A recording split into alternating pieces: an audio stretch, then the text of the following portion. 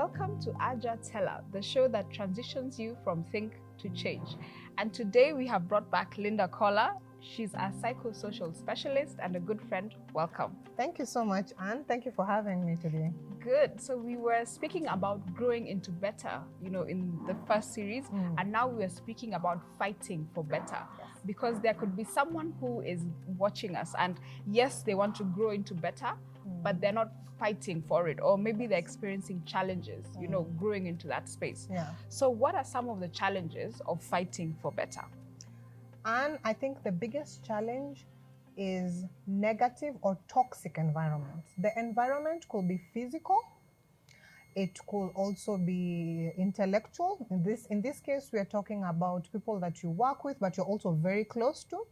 It could also be just everything that you're absorbing in your mind. This could be the social media, it could be the news, anything that you're reading. All this could be negative or toxic. You need to change it. Wow. And your environment is determined by the people around you and the things around you as well. And you've talked about people because it's unfortunate, but people have such a big impact on us because everybody has had that experience where you've been told you're not good enough. Yes. You can't do it, or can you really do it? Yes. That questions your ability. Yeah. So if someone is there and they have received that kind of challenge, how do they fight for better? I think, Anne, you have to be very purposeful in making sure that you have only positivity around you.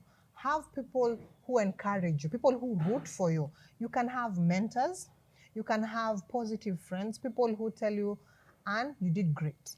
You could do better, but for this one, you did great. People who encourage you every day. Make sure that you read off any toxic information around you. If probably you are watching a lot of violent movies or things that are not really making you better, cut off or slowly, gradually decrease the amount of toxic information that you are processing every day. Wow. You mentioned just making an intentional decision to cut off things that are not progressive in your life if you want to fight for better. Yeah. And when we just go back to the aspect of people, fighting for better, it means that better requires a fight, that it won't come easy. Yes. In the first series, we talked about how change is personal and it's intentional and it's very uncomfortable. If you want progressive change, you have to do the unusual and be in the uncomfortable. So now that we are fighting for better, one of the things I'm thinking about is when you're in a fight with someone or something, you want to pick people who can fight with you. Yes. So what I'm hearing is that if someone doesn't cut the chase that they can be able to fight with me for better, then they're off. Yes. They're automatically Basically. just off. Yes. And when we think about better, let's talk about the fight within. That sometimes it's not even externally, that maybe people actually believe in you, but you don't believe in yourself. Yeah. How do you fight for better when the fight is within? We've talked about positivity, and I just want to expound on that. And there's no one who has more conversations with you than yourself. Wow. For the most part of your life, you're having conversations in your mind with yourself. So if all you're doing is wallowing in negativity, do you know what happens? You become negative. Wow. You're always thinking, I can't, this is too hard, but I know I won't be able to make it. So when you start feeding yourself with positivity, what happens is it reverses your mind and the way your brain thinks. And now you start thinking, I can, I will try, I will do this. And that's how you become better. Wow. And I love that you've said that it's a personal decision to be positive and to actually move forward. Because sometimes the hardest fight that you have to fight is the fight within. Yes. That you're fighting against your background, your thoughts, your own expectations of yourself, which sometimes are higher than what you can achieve. So when we think about the fight within, let's remember to wear our boxing gloves against the negative mentalities and the negative environment that we have within ourselves. Yes. And maybe someone is watching and they want to fight, but maybe they even began, let's say they started a business, they wanted better for themselves. So they started a business, but now they're experiencing so many challenges that they're wondering, should I keep fighting? So what would we tell someone who is watching us that needs to keep on fighting? I think the first thing is set goals. You don't need to set very big goals that are going to also scare you. Remember, it's progressive. You're coming from a point of self-doubt, so you need to start by small, achievable goals and pat yourself on the back. Yeah. You're your biggest cheerleader. We've said it starts from your brain. So pat yourself on the back, set small goals. Say, today, I'm going to make sure that I read on this. Today, I'm going to make sure that I walk 30 steps.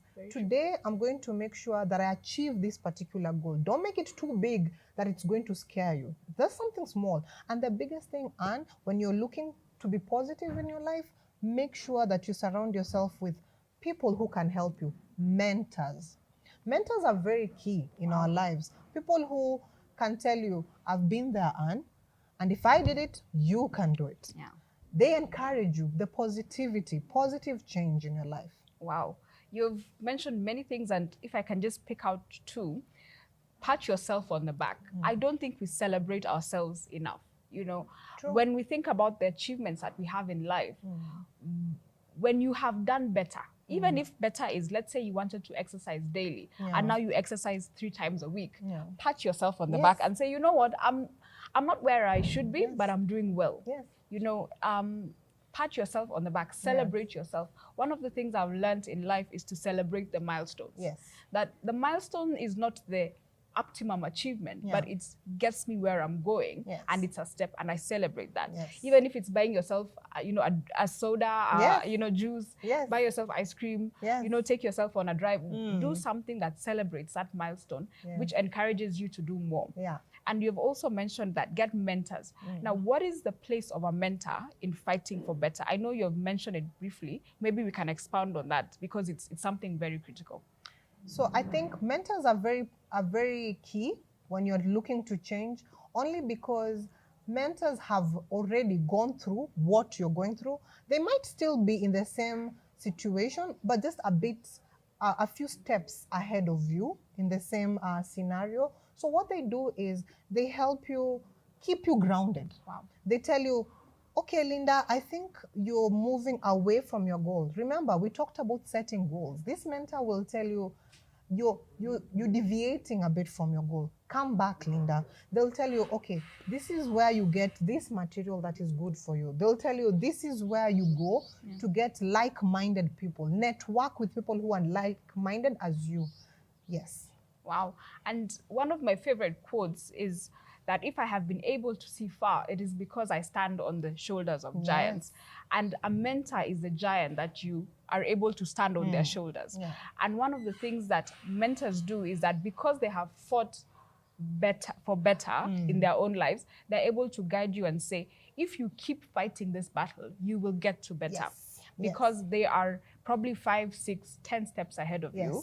And they have experienced the same thing that you have. So when you get a mentor, they help you fight for better because then they're able to guide you and say, I did this and it worked. So if you do the same, you know, you will succeed as well.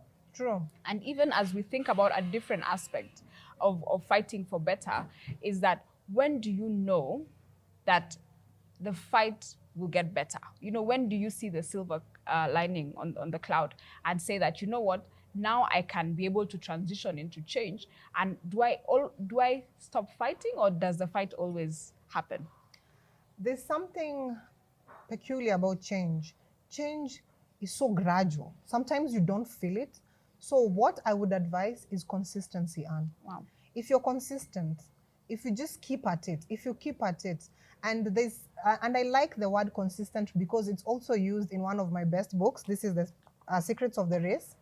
So when you're talking about consistency, in the book it says, even tiny drops, the more they fall, at some point, whatever, if it's a rock, it will give. It will give in. Absolutely. Just as long as you're consistent. Be consistent in trying to make that change in your life, and finally, you will get there. Yes, Anne, I think that's the key, consistency. Wow. You know, something that I've learned in life is that success doesn't feel successful. That the fight will probably never end. That even when you get to a level of success, you will have to encounter another fight and another fight. So the fight probably never ends. You just change the nature of the fight. But when you feel that I have done better, you can celebrate the milestone. Yes. Because a good career doesn't feel like a good career. True. Until sometimes, unfortunately, when you lose it or you step away, you know, a good relationship doesn't feel like a good relationship. Yes. So success doesn't feel successful. So when we begin to continually fight and we're able to experience that, we're able to push that on and to the point of success. Yes. And probably even as we begin to wind up, you know, one of the things that we want to encourage someone who's watching at home is how you are in the fight. How do I fight for better? You know, make sure that the people around you are fighting with you and not against you. Yes. And probably even as we think about mindset, we can conclude on that note. How important is your mindset in the fight? Because you should have the mindset of a warrior when you're going into the fight. Yes. So how important is that when we're fighting for better? I think as much as we've said pat yourself on the back, also hold yourself accountable. We've talked about setting goals. Set goals. So at the end of the day, if you don't achieve your goal, don't sulk. Look at it, analyze, see where you might have gone wrong, and then see how you can come back on track. So making sure that you're consistent, but you are also accountable for your own actions. Wow. I think that's the best way of going about it. Good. And even as we close and make the parting shot, one of the things that I would, you know, present is that keep fighting for better. Don't give up. Don't lose momentum. Keep fighting for better, because the more you fight for better, the more you will achieve. You know, if you hold back and say, you know, I tried once, it didn't work. I tried a business, it didn't work. I applied here, they didn't pick me. Keep fighting for better. That would be my parting shot. What is yours? My parting shot is, you know what?